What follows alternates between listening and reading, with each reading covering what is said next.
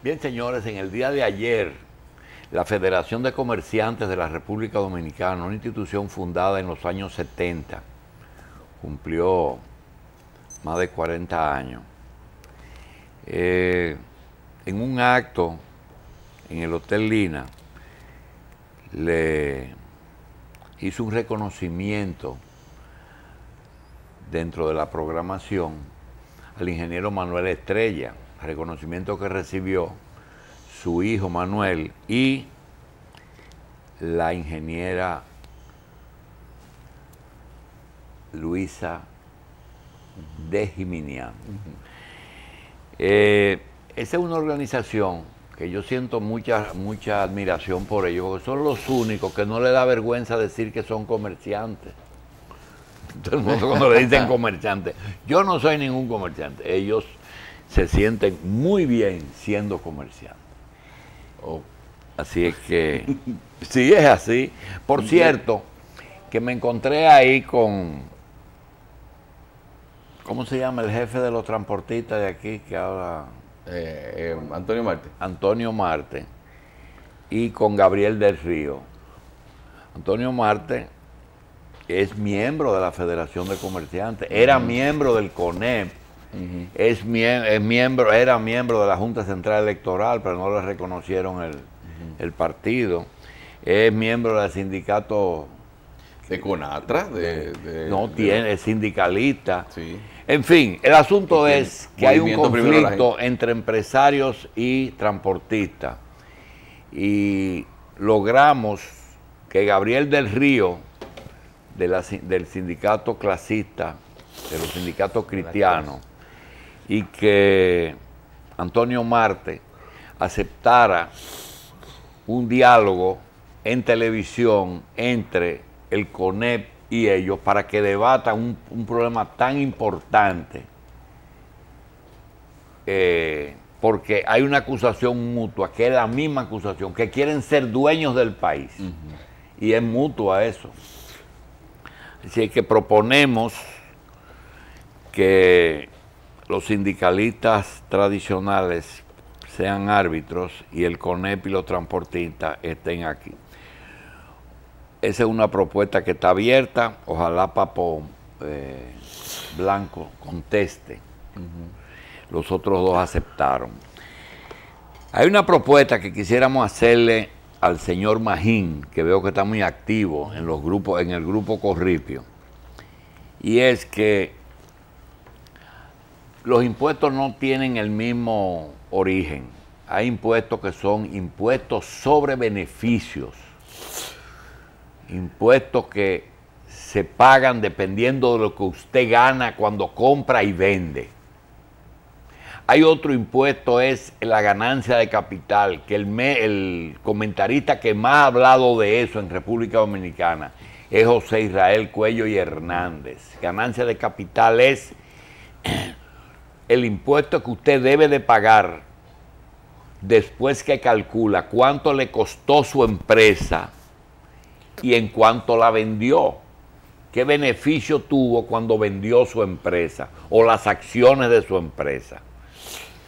El tercer impuesto no es un impuesto que paga el que lo colecta. El que lo colecta es un agente de retención, que es el ITEVI, que es el impuesto al consumo, que lo paga el consumidor, el que compra un reloj, el que compra un perfume, el que compra una ropa, el que compra una comida en un restaurante, tiene que pagar ¿cuánto? ¿El 8, el 12 o el 16? 18.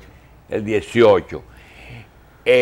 Decía Juan Hernández que con ese impuesto no se juega, que eso se llama federal, que usted lo que es un cajero del Estado.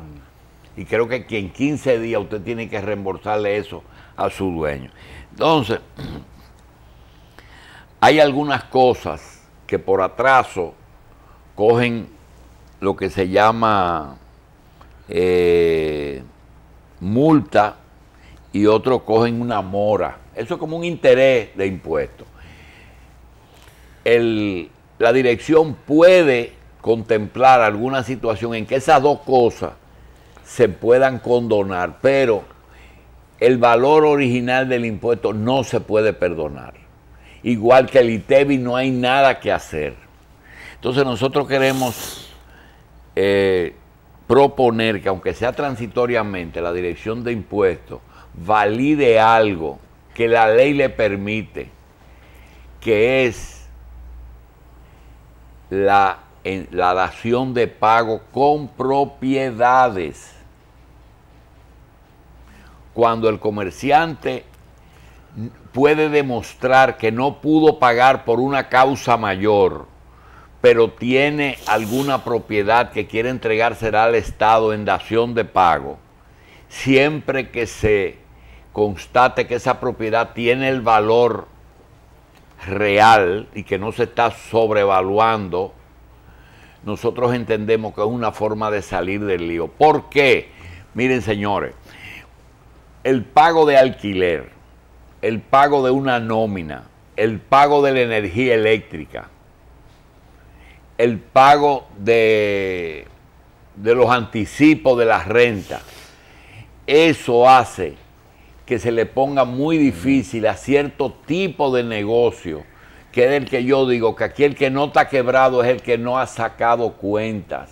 Ojalá Magín entienda que hay una posibilidad y es que el Estado reciba propiedades en dación de pago.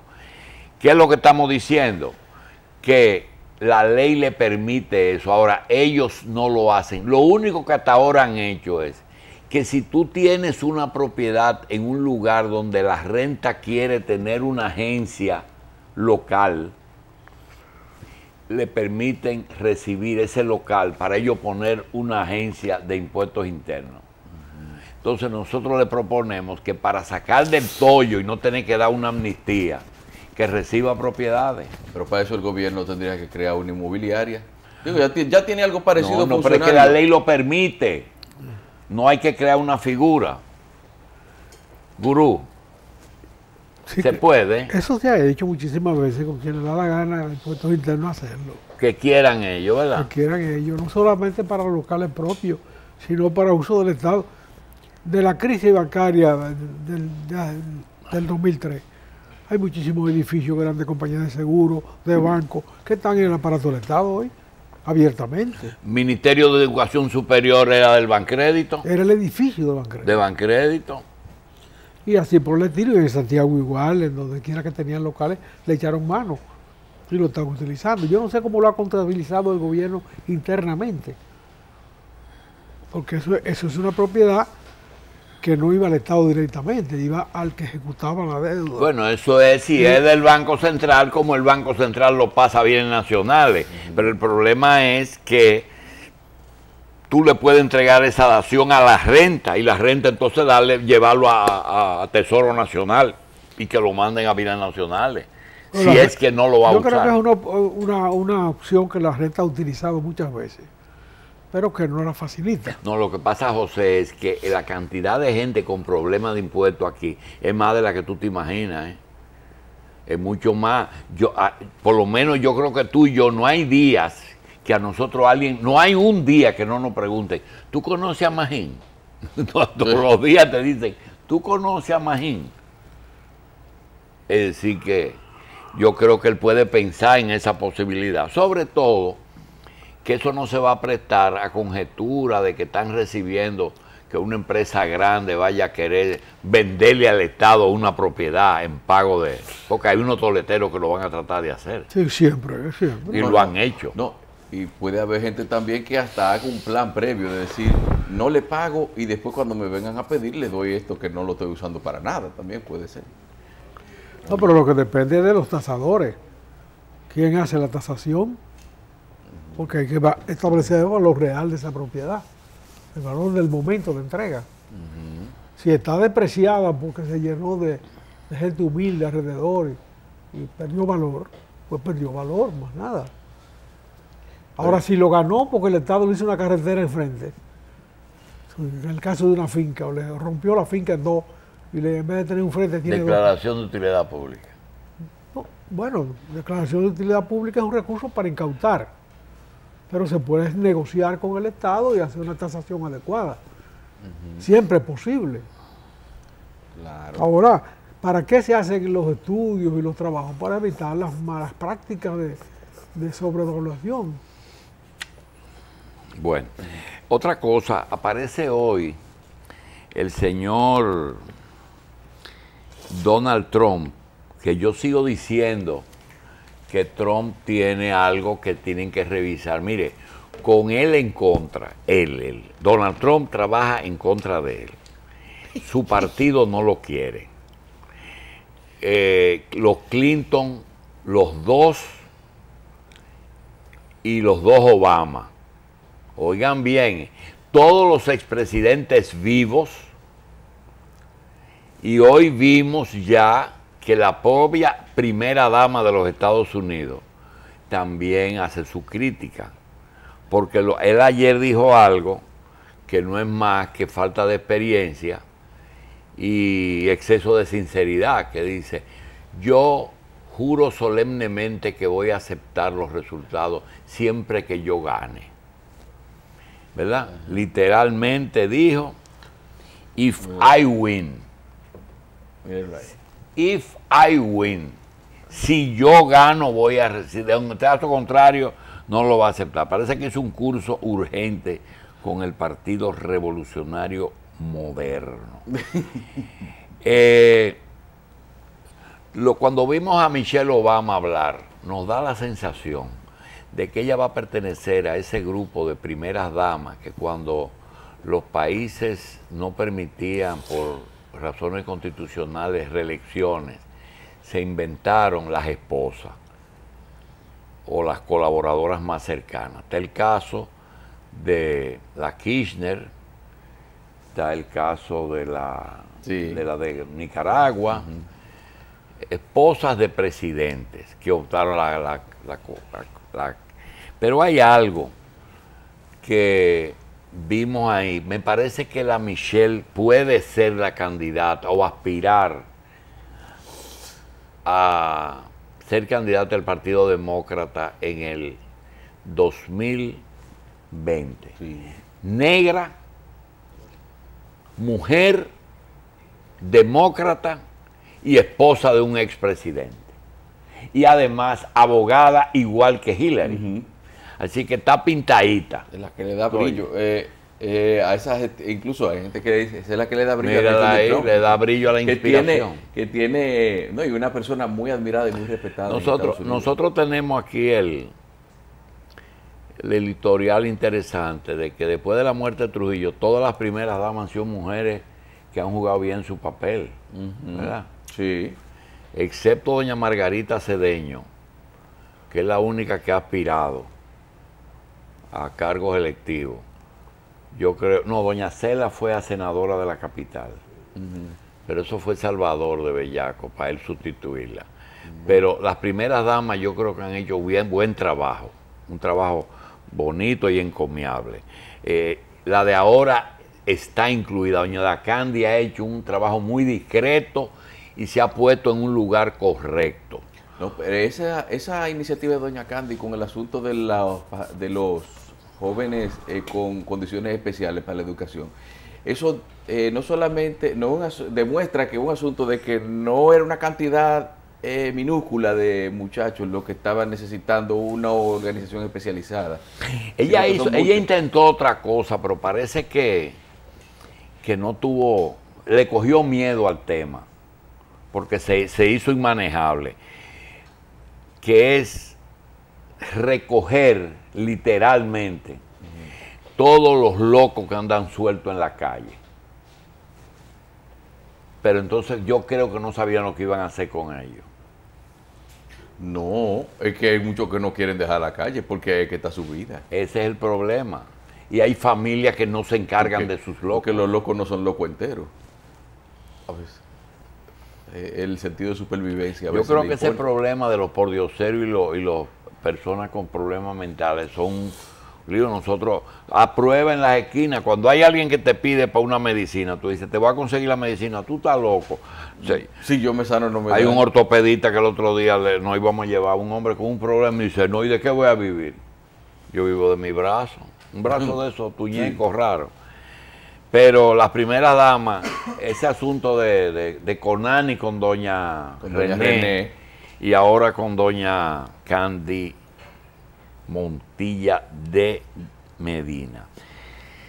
Señores, qué raro, yo no lo puedo calificar, quizás José Israel puede encontrar una justificación.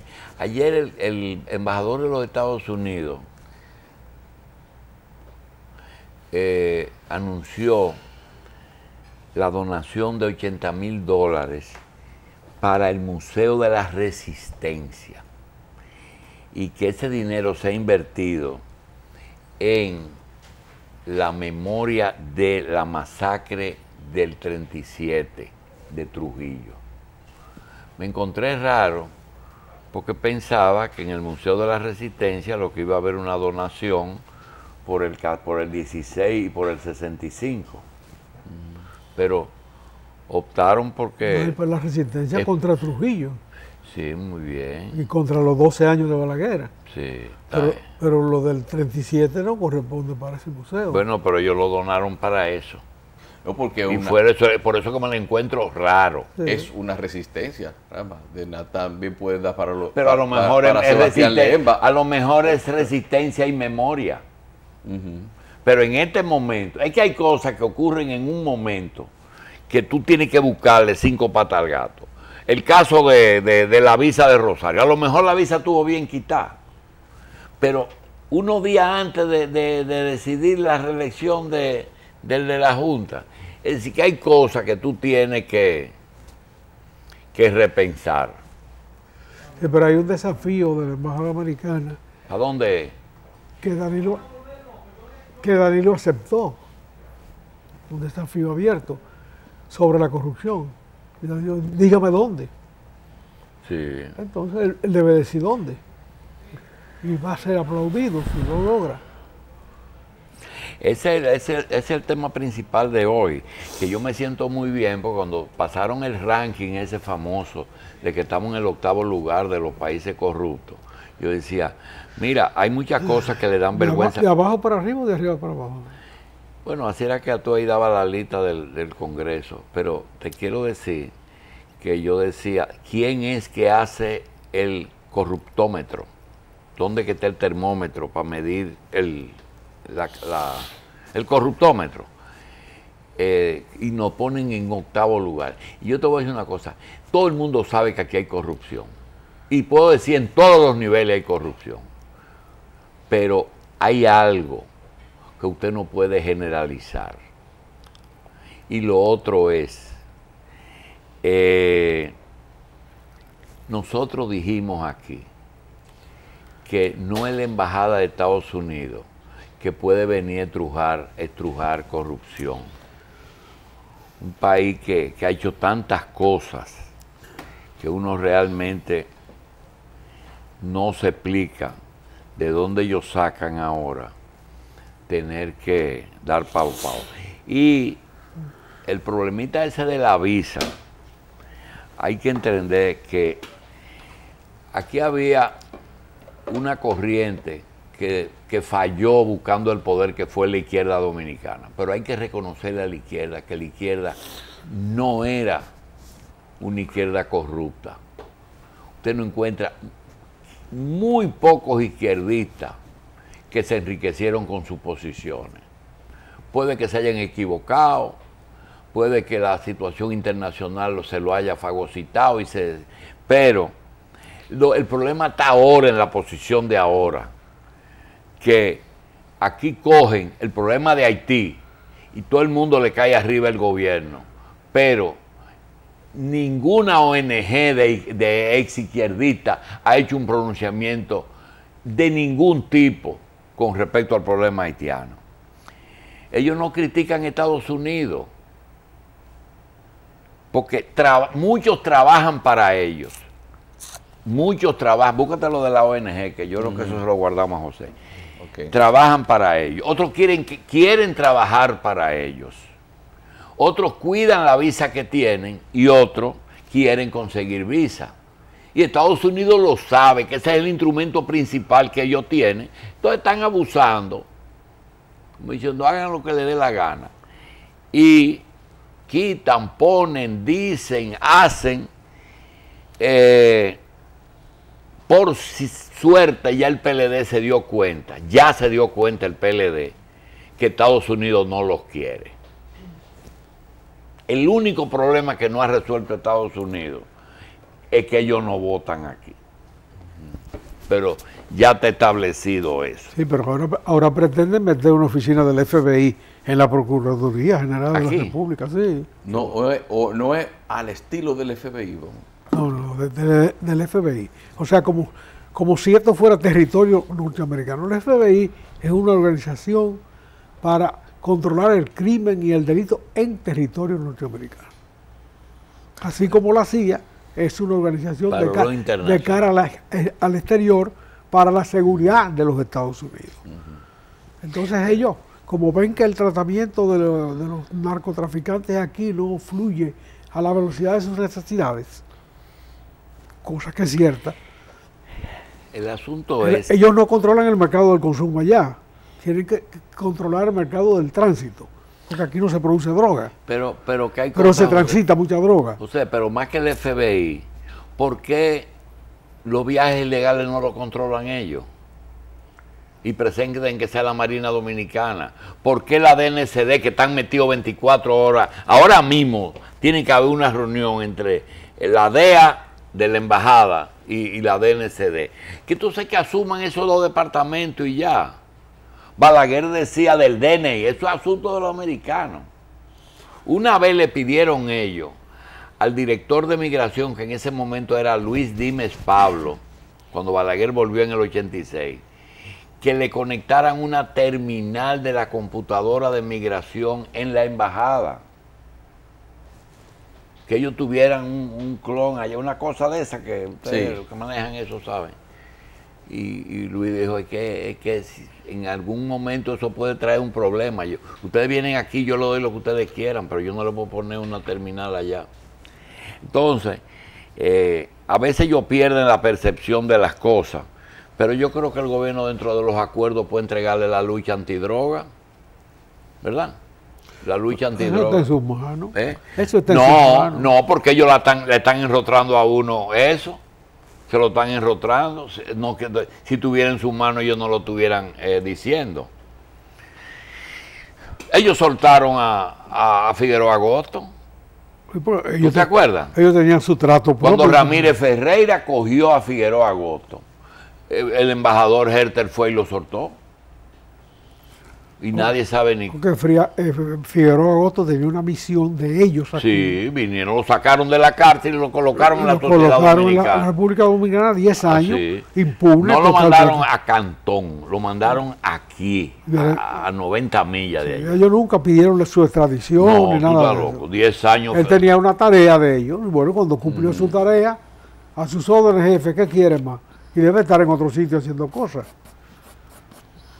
Pero ese es su derecho a investigar su droga de allá. Ellos tienen derecho a investigarla. Lo que ellos no pueden es pretender dominar los organismos administrativos del país. Pero de más en más lo van haciendo. Porque la DEA está en sus manos, ahora pretende la Procuraduría.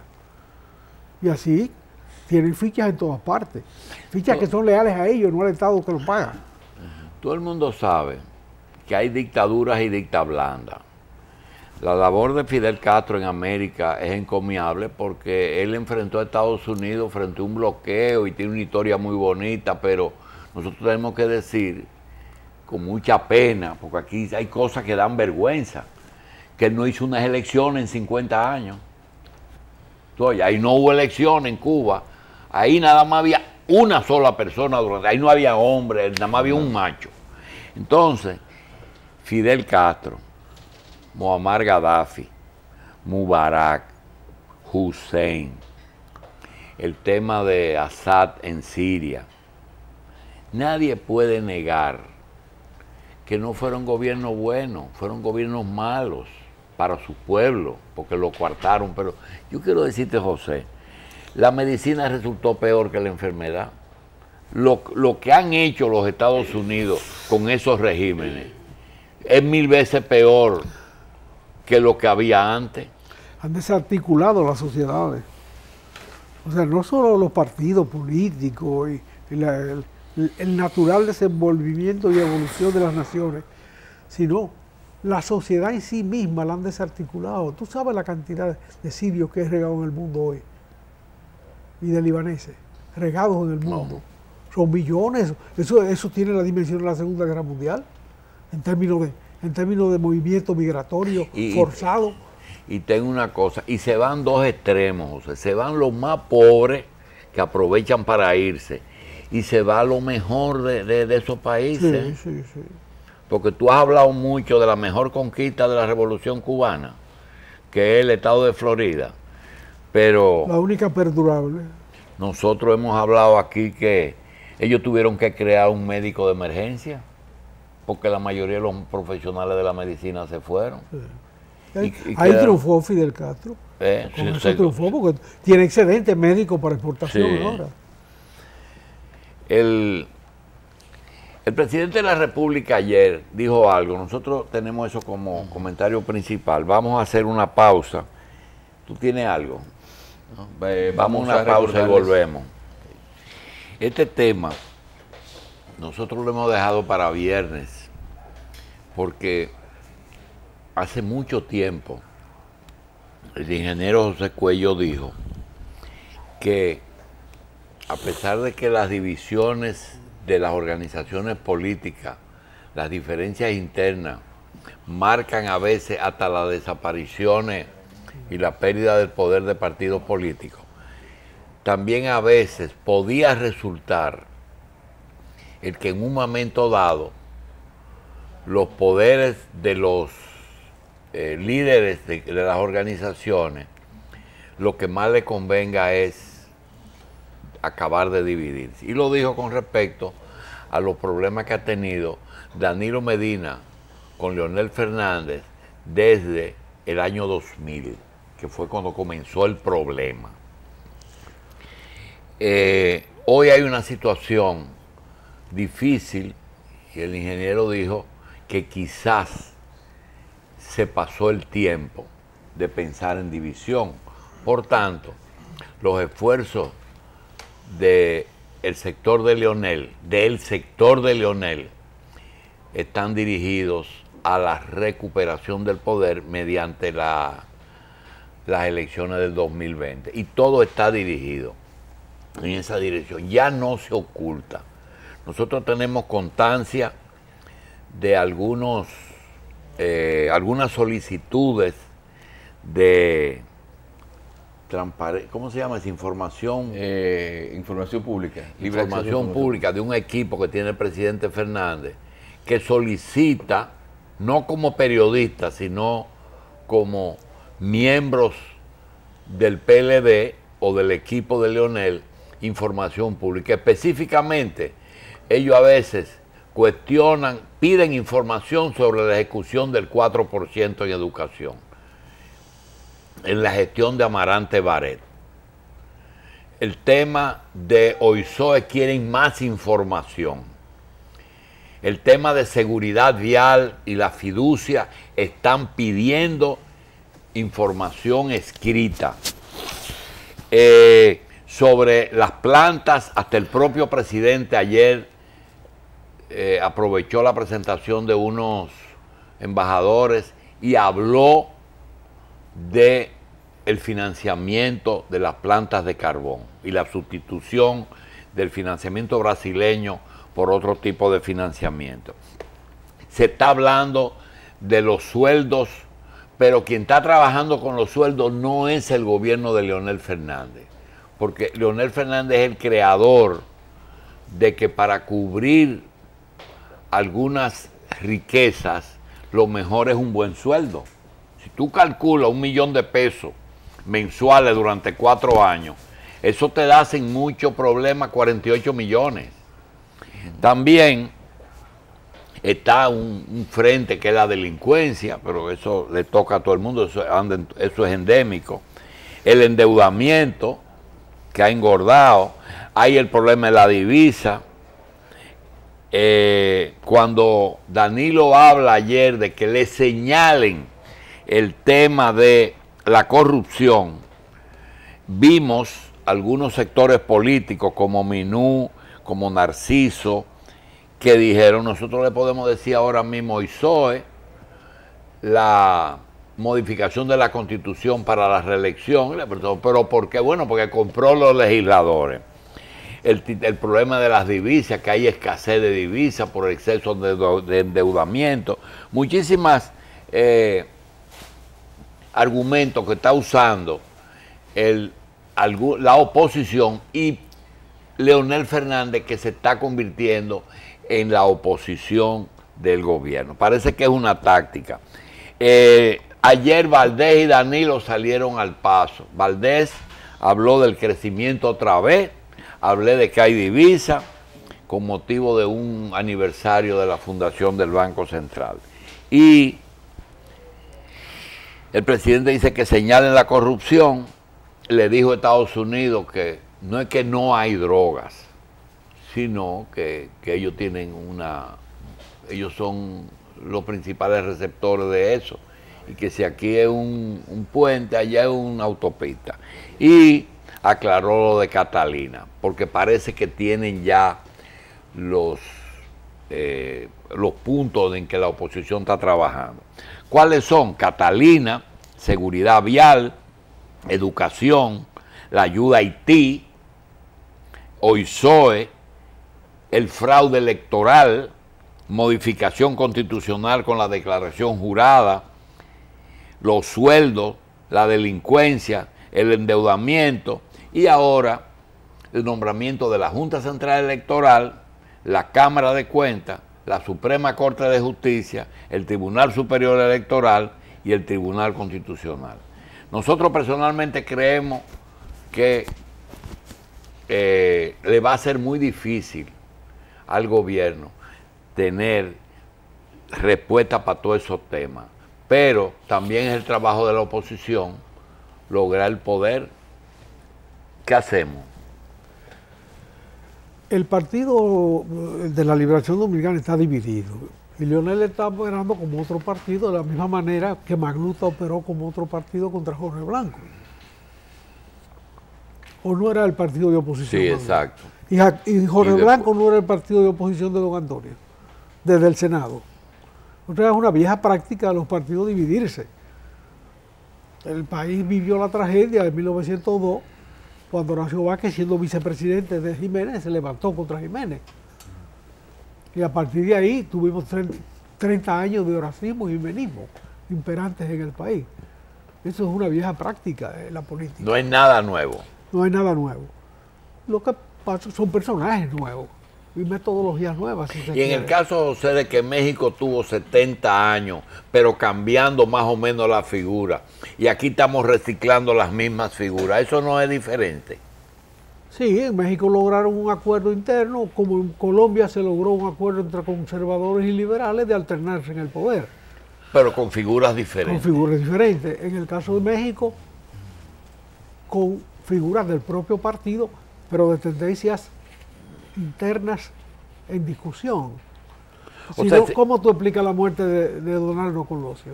Eso fue un problema interno de partido. José, y como nosotros no tenemos cuchillo que afilar, ni que somos partidarios de uno o de otro, y tú te puedes dar ciertos lujos por razones de que ya uno tiene un espacio de muchos años en esto, realmente hay posiciones correctas y hay posiciones justificables, injustificadas, de lo que está tanto de Danilo como de Leonel.